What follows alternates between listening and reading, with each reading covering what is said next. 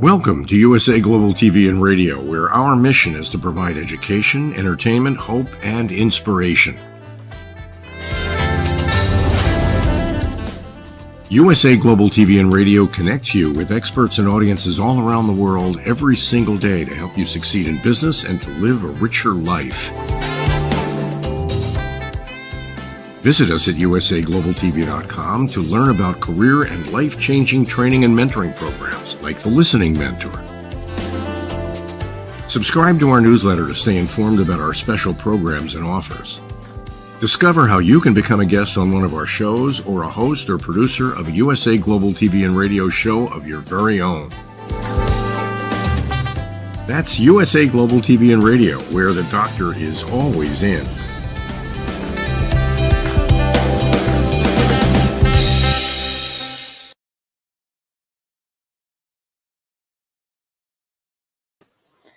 Good evening, good morning, and good afternoon from wherever you're listening for. This is the Resume Whisperer in Corporate Cultures, and I'm your host, Josef Stetter. I wanted to take this time to do an episode as a kind of personal rant of what I see is happening in the industry and some of the really bad advice that job seekers are getting. Okay, and understand, by no means am I the only expert in this field.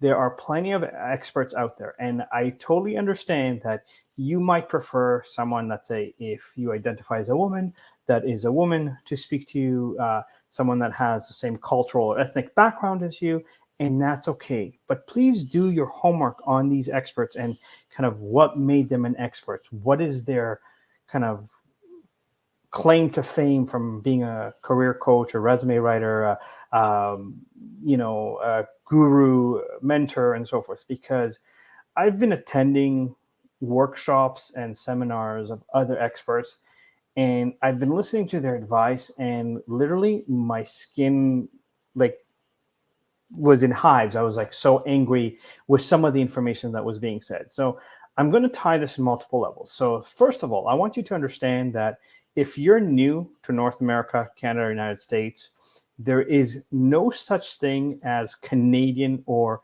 American experience. Many companies will require it.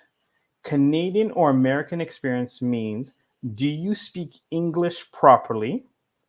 And you might do this job better than me, and I'm afraid to lose my job, so I'll tell you don't have Canadian experience. Understand that it is actually illegal to ask for North American experience. It is a loophole in the system, okay? And it is designed to kind of control some of where and how things are happening, right? And unfortunately, especially in Canada, there's this kind of horse with blinder mentality that, experience from around the world, including the United States, is not real experience. Only Canadian experience is real. Both Canada and the United States are recognized as melting pots of culture, where you can go and have festivals and food and music and movies and experiences related to your ethnic and cultural background. So the idea of requesting Canadian or American experience is absolutely ludicrous. In essence, it boils down to this. If I give you feedback that might be negative or critical, are you going to go postal and shoot everybody? That is kind of the concern. The next idea, because even in North America, there's a significant difference in the way that people communicate between East Coast and West Coast. People in New York speak differently than people in California. They act differently than people in California. Okay. Second thing, and this is a blended mix of where and how people have earned their expertise. I've personally invested close to 30,000 hours to master everything there is to know about job finding. And so some of this advice is outdated. So people that write resumes that are very generic, cookie cutter, black and white, that have a heading that says kind of career history or skills, and they write information like hardworking, dedicated, committed team player, excellent communication skills, and interpersonal skills. What does that mean? That is all fluff. Let's be honest, okay? I've met a ton of people that have horrible communication skills, but have found gainful employment. understand that all of these words like excellent communication skills, interpersonal skills, team player, hardworking, each one of us has our own definition of what those words mean and how they apply. Okay, so I've given this example in the past, but I want to reiterate this because I'm listening to these experts and I'm going, what are you talking about? During the pandemic, nurses, more often than not, had to work 4 hours of overtime almost per day because there was such a shortage of medical professionals, especially nurses. An accountant during tax season is required to work 80 hours a week. So does that mean that in order for the accountant to be hardworking, they have to work 100 hours? And if a nurse, because they were trying to be of service, worked 4 hours, does that mean that they're not hardworking? Now, if the nurse is only working 4 hours of overtime, are they less hardworking than the accountant? No, they're not, because they're different industries that have different stresses and different headaches. So stop filling your resumes with fluffy, generic information like I'm a team player, I have interpersonal skills, and all this other useless information. I guarantee you that no applicant tracking system is ever searching for those words. Okay. And again, in 20 years of recruiting, I've met, maybe I can count on one hand, people that either tried to be funny or really didn't know how to interview, that told me that they're lazy, that they'll show up late, none of their work will be any good, and they really, really hate people. The only time you might be able to get away with that is if your family owns the business or you're having an affair or sleeping with somebody in the company. So stop telling me that you're hardworking, because everybody's hardworking. Okay. And resume writers that put it on your resume are wasting your time. Okay. Now there's a lot of say that, you shouldn't format your resume because it's this. No, you should have at least two versions of your resume. One that is more modern with a little bit of color, with maybe different types of bullets, with formatting the bricks. And again, I'm not a graphic designer, but if you go to insert text box on Microsoft Word, you can get some simple modifications that get you noticed. Key thing here is get you noticed. Now, this is where we get into discussion, because in the world of job finding right now, there's two mindsets. The first is terrified of AI, and the second one maybe is trying to use AI. Whether or not they're using it correctly, that's a whole other conversation. Now, understand, old applicant tracking systems like the original Monster, Indeed, Career Builder, Glassdoor measured the formatting of your resume. So what font did you use? What the circle bullets that you used or whatever. Not necessarily the quality or the content of it. Okay. New AI resumes, if the AI is programmed correctly, are measuring the technical skills, not the fluffy, hardworking, dedicated. Also, understand, yes, your resume must have action words like directed, liaised, managed, coordinated, whatever the words are depending on the industry. But it is not enough to give me those words without quantifying them. Okay.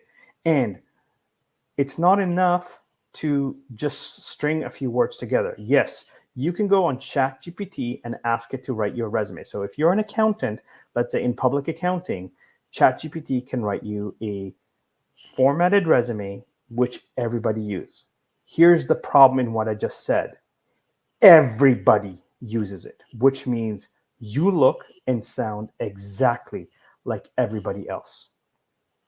So understand that unless you spend the time to teach your chat who you are, what your stories are, what your successes are, what your achievements are, what your contributions are, what is the significance of your work, it can never, never really do you justice. Because understand that there's a lot of words that translate from one industry to another, like reporting. Okay. Pretty much every job, especially if you're not an entry-level job, requires you to do reporting. But there's a very big difference between doing a 1-page report, doing a 25-page report, or doing a 100-page report. There's a very big difference if you're just going, here's what's going on and here's a summary, versus here's financial modeling and here's 3 ways of looking at risk and calculating what is the potential harm to the business from each scenario. Okay, so you need to give examples that demonstrate what you've done. Okay, because again, you need to populate your resume with technical terms associated with your. If you're not sure what those terms are, look at a few job descriptions on LinkedIn, on Indeed, on Google, doesn't matter what, and find key sentences that are kind of consistent in those job descriptions.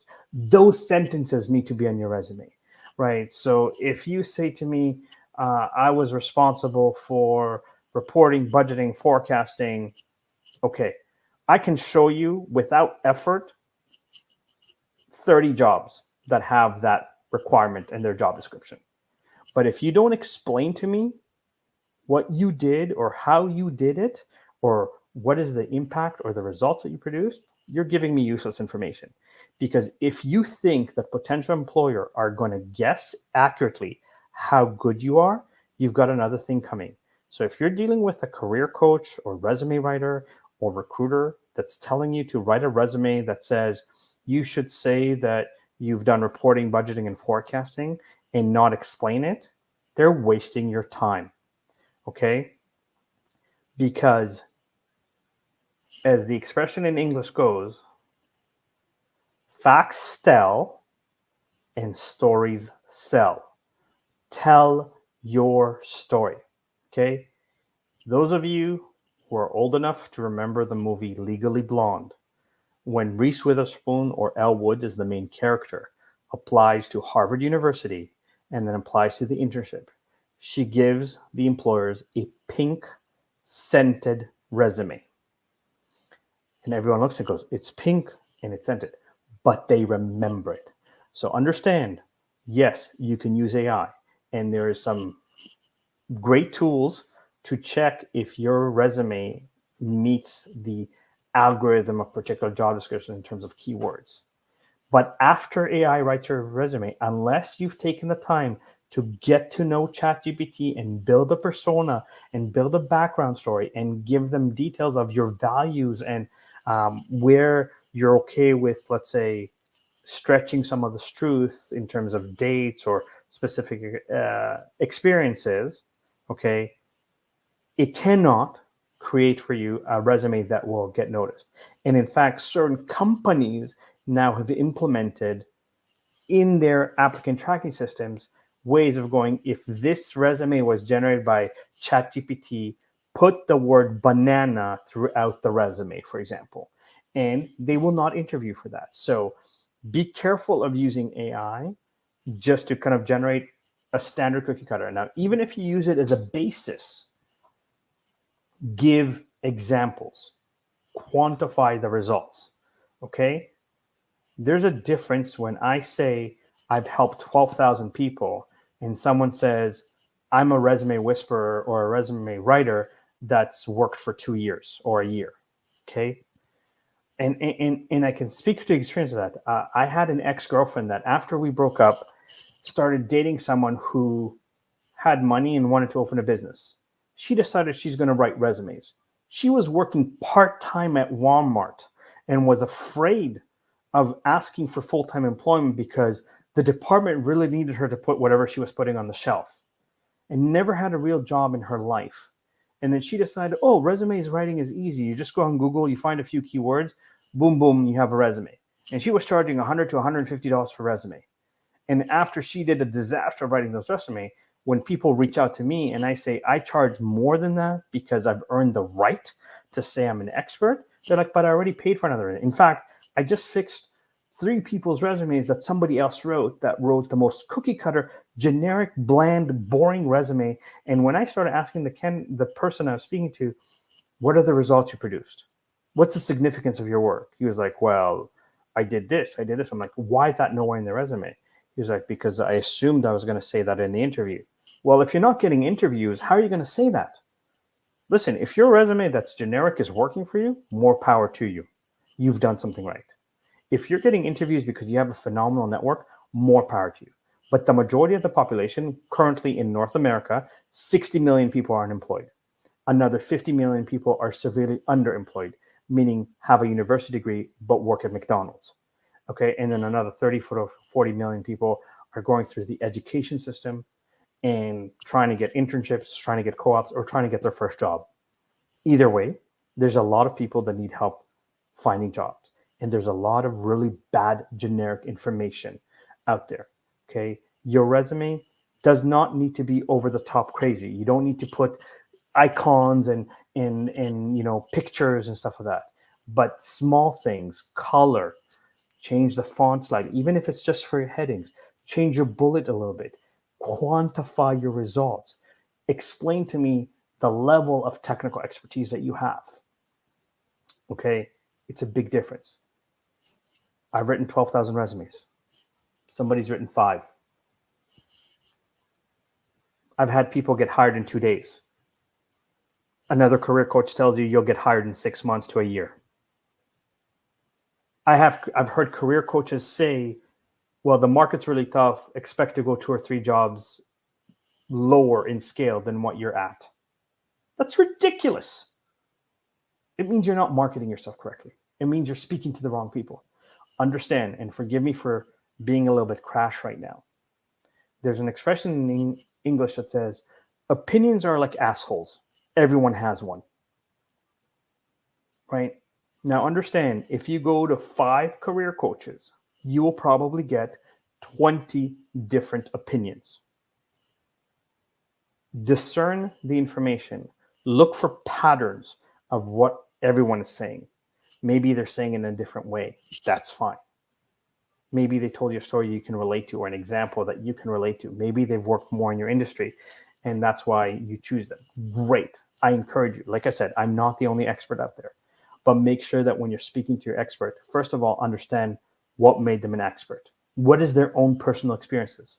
What is the success rate? Right? Start asking those questions. Have you worked with people in this industry? How quickly have they found jobs? What's the feedback they've gotten on their resume? Have they had a hard time or good time? Because it shouldn't matter the industry. Look, yes, we are experiencing a hard time. Right now, there's political uncertainty in predominantly the United States. Canada's not that much better, to be honest with you. But that doesn't mean the companies are shutting down.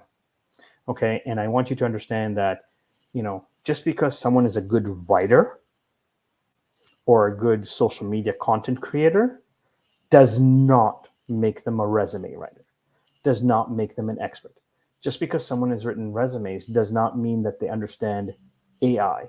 Trust me, I was in a technology conference, one of the biggest in Canada, in fact, in North America, right? And I went to some of these HR platforms and I was speaking to the people there that were very excited because everybody said that each one of their platforms is AI. And I started, because I'm a non-techie, I started asking them HR questions. And they couldn't answer them, right? Like, your system, how does it accommodate for really bad resumes? And again, many of you are writing horrible resumes. Telling me on your resume that you're an excellent team player and you love your job, nobody cares. Tell me what results you produced. And if you have resume writers that are not highlighting how great you are with stories, with results, with examples, you're wasting your time and your money. Okay? Again, check. Ask to speak to people that they've worked with. Ask those people questions. How long did it take you? Did you have any feedback on your resume? Did you have to change it a few times? Right? Get those insights, because it shouldn't take you that. Yes, the market is very tough and AI has affected a lot of creative jobs like video editing and graphic design, because AI can create it for you and can create it faster and give you options. I'm not dismissing that AI is here, but understand AI is here to stay. And if you're not adapting and learning how to use AI correctly, you're going to be left in the dust. Okay. And there's a level where there's the human factor. Okay. your job search should not just be job boards. If you're spending 8 hours a day on job boards, you do not know how to find a job. You are wasting your time. 10% of your job search should be job boards. Why? Because let's say Indeed, as the largest job board in the market, probably has less than a 5% success rate of people finding employment through that portal. I can tell you that there are jobs that I posted 7 years ago that I completely forgot about. And because I did not delete them or stop them, Indeed AI platform renews the job description, and I'm still getting resumes for this job. And people that have been a little bit more creative and actually looked up my name and looked up my phone number or my agency's phone number called me and said, I'm applying for this job. And I was like, I'm sorry, this job is not real. It was posted 7 years ago, and Indeed AI refreshed the job. Okay, so 10% of your job search should be on Indeed. You should optimize your LinkedIn profile. I just had a recruiting order to recruit for regulatory and compliance in the banking industry. And I looked at 1,000 LinkedIn profiles. Over 650 of them only had their job title, the years of work, and the name of the bank that they work for. No technical skills, no descriptions of their job. And again, if you think I have the time to message 650 people and say, hey, do you have experience this? Do you know this? No. And the ironic thing is, they're in compliance and regulatory affairs, which means they should be super detailed oriented and had no information on their LinkedIn profile. And that hurt them. So if you have a generic empty LinkedIn profile that just has where you've worked and what your job title was, and it doesn't tell me any highlight reels, I'm not calling you as a recruiter. And I guarantee you, many other recruiters aren't either. Okay? So quantify. Your LinkedIn should not, you should fill everything on your LinkedIn. Your achievements, your education, your this, because if somebody goes, hey, I went to the same school, and that opens a door for you, I don't care. It opened the door for you. If someone went, oh, this guy increased productivity by 30%, I want to speak to them. Great. If you work for a particular company and you did particular things for them, great, right? There are very few companies and very few schools that as soon as that name is on your resume, you're automatically hired. Harvard, Yale, Stanford, MIT, right? Companies like Meta, Google, Apple. If you work for those companies, you're guaranteed a job for life. You never have to worry about it. Doesn't matter how horrible your resume is. Okay, or you went to those places of education. But you need to stop with this, everything's the same. Rule of thumb for your resume, if you have less than, let's say, 30 years of experience, and okay, I'm going to say a few things here. First, let me preempt this. If you've had a long, illustrious career of well over 35 years, do not put the dates of your education on your LinkedIn profile and on your resume, because I can aid you very, very quickly by calculating when you graduated, you were probably around 21, 22, and where you are, what we are in today's date. Second of all, even if you've progressed throughout your career, I don't care what you did when you were a teenager. I don't care what you did as your first job. If it's not like if you started off in an entry-level position and now you're a director, I don't care about your entry-level job. Just give me the director stuff. Just give me the management stuff. Don't give me anything before that, because it's not relevant to where you're looking for a job. So stop trying to fill everything unless you're trying to work for government. That's the only exception. That's when you put everything and give every single detail possible. Okay. But companies, there is now kind of a dichotomy of, oh my God, I'm mature and I was downsized because younger, cheaper graduates. Here's what's happening with that. With all the recalls that are happening with automotive, with products out there, companies are starting to understand that these younger MBAs might have a great education, but they don't have experience.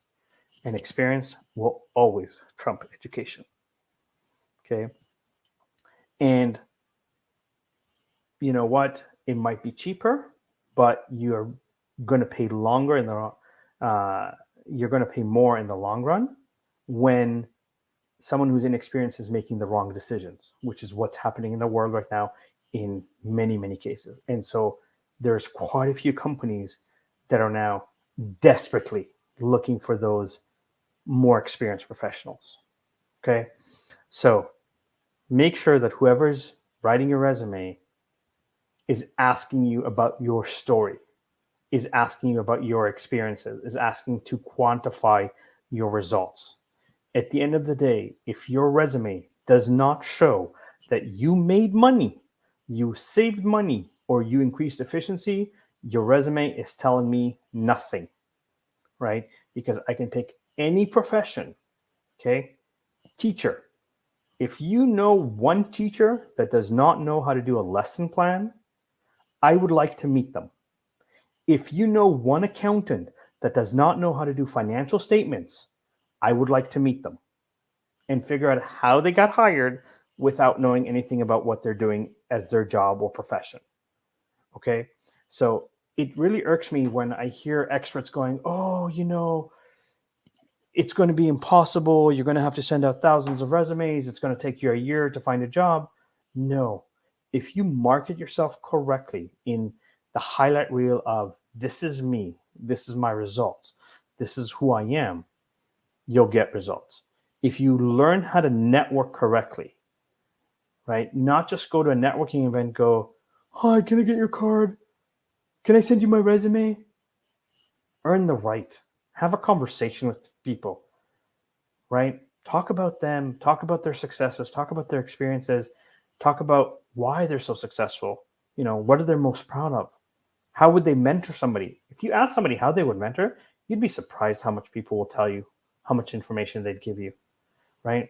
There used to be a great cartoon called Animaniacs. And there was a little girl by the name of Mindy that her mom would kind of put her to play beside the dog. And Mindy was very curious and she would start exploring and she would kind of walk into the street and the dog would kind of chase her and try to save her. And she would meet someone randomly. Go, what are you doing? And the person would say something and they'd say, why? And the person would answer and she'd say, why? And the person would answer her. And she'd say, why? And the person would answer her and she goes, okay, I love you. Bye-bye. But it goes to show, if you ask why 3 times of a single person, it is amazing the amount of information you can get. So understand that when you hear resume writers, career coaches, recruiters tell you, oh, you need to be generic, don't format your resume because the applicant tracking system won't catch it. Yes, there's formatting and there's formatting. If you put too many images, applicant tracking system won't know it. But you should have a minimum of 2 versions of your resume. One that has a little bit more personality, i.e. color, different bullets, different layout than the standard resume that you can send as an email attachment, and one that is more standard, but still gives you results.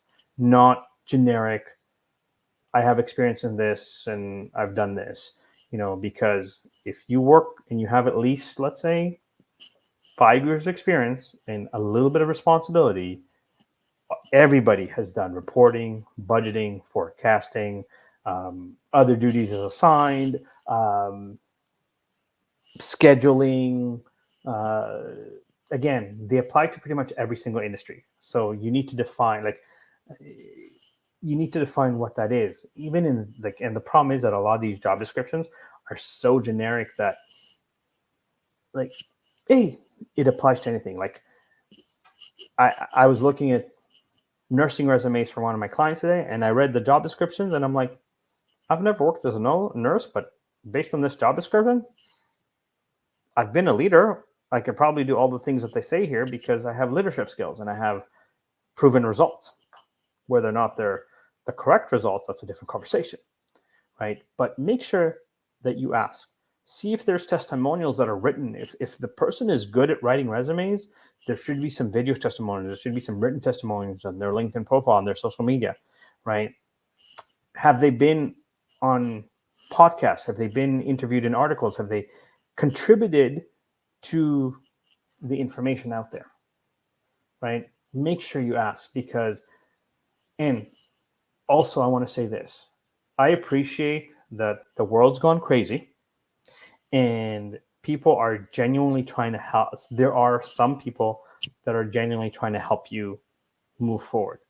But if you're asking a financial advisor that sells insurance and mutual funds how to write a resume, they might have suggestions and the overall understanding of the market conditions and wherever you live. But a financial advisor is an independent contractor. They're not an employee. They probably have not written a resume in many, many years. So they might not be the correct expert to ask about resume writing. Now, if they are personally introducing you to their friends and based on knowing their friends, they tell you specific things to put on your resume, by all means, that is very valuable information. Okay. But your job search, you should be networking. You should be asking for referrals. And networking is not just go to any networking event. Okay. I'm going to give you a few resources here that will help you, such as meetup.com, eventbrite.com. There are free events that people in your industry, you can select what you want to talk about in those events or what you want to see that you can attend. So if you're in the banking industry and a bank is doing a information session on how AI is impacting the banking industry, go attend that thing. It'll cost you $10, $20, but the people that are attending are in the banking industry. They're interested in the job, right? And they can open doors for you because they're in the right conversation. Okay. Beyond that, Chamber of Commerce or Board of Trade, depending on where you live, every major city has one or the other, a Chamber of Commerce or a Board of Trade. Okay. If you're in major cities, they also have a convention center, like where big events happen. Obviously, Las Vegas, a gazillion of them, right? But look at what events are happening in the convention center. That's a hint. Those are people in your industry. Those are people like-minded. Okay. The Project Management Institute or the PMI.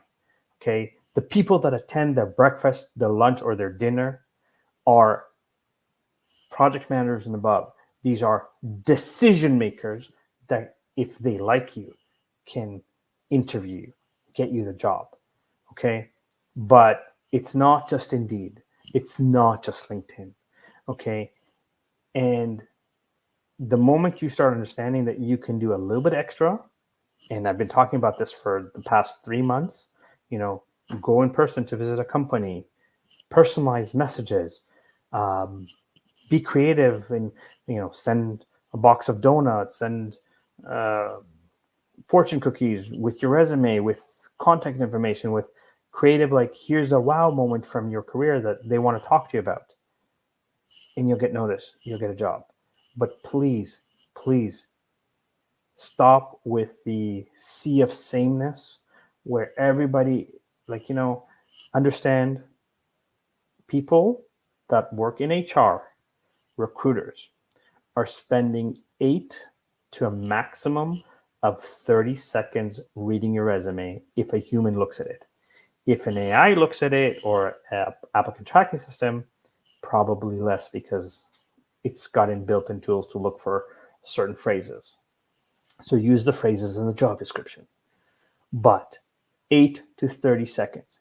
If your resume is boring, black and white, generic, cookie cutter, looks almost identical to every profession and every job and every resume, you will not get called.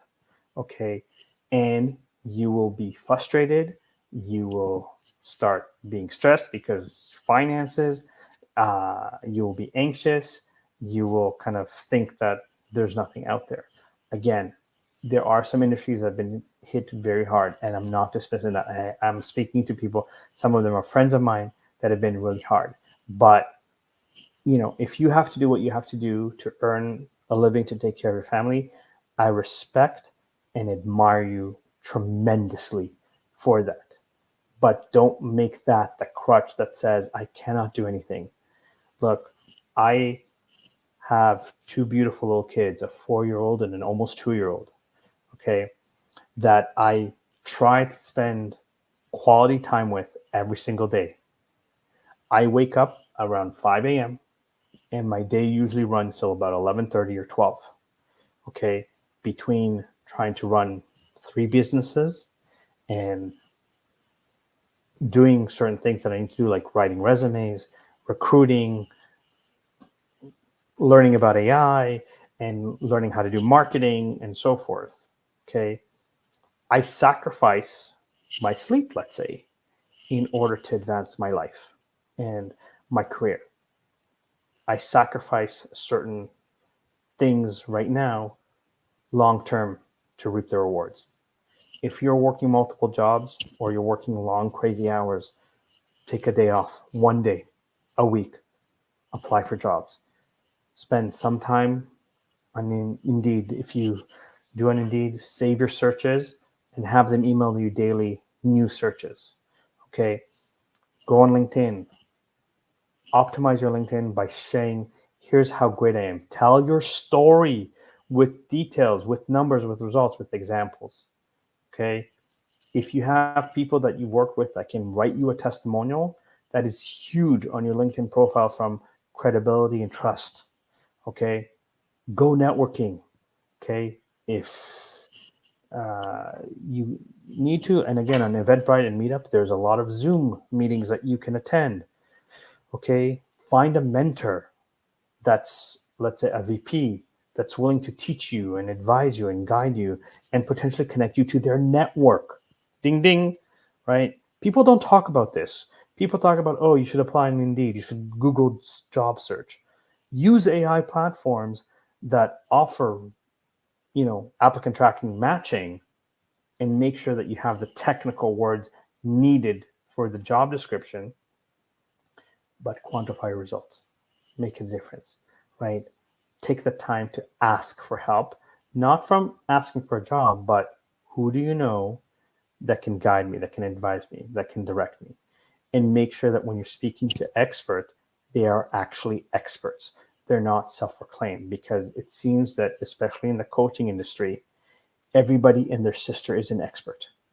I can tell you that I have gone through 5 different marketing agencies that I've spent quite a bit of money to get me results that produced 0 results, because I gave them my information, they pumped it into a generic AI platform and gave me the same formula or the same ideas or strategy to level up my business.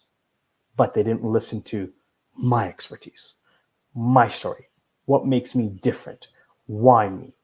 And that's why their marketing didn't work. And I had to learn that the hard way, because I had to pay for it and then go, you're not getting it, I'm going to do it myself. And I'm not a marketer, but now I'm learning it, which is something else to add to my collection of things that keep me busy as a whole. But I wanted to share this because I'm so frustrated with the generic, like, oh, your resume should be exactly like this. And ask advice. There's so much on social media. Take advantage of it. Okay. Because if you're smart, you'll connect with different experts, get different perspectives, and choose the information that connects to you, that makes sense to you, that you can implement and see results. My name is Josef Stetter. I am the Resume Whisperer and the Corporate Cultures. I hope you've enjoyed the show, and I want to thank you for listening. If you like the content that we're delivering, please like, subscribe to the channel, and I hope you have a beautiful evening, a great morning, and an awesome afternoon. Thank you.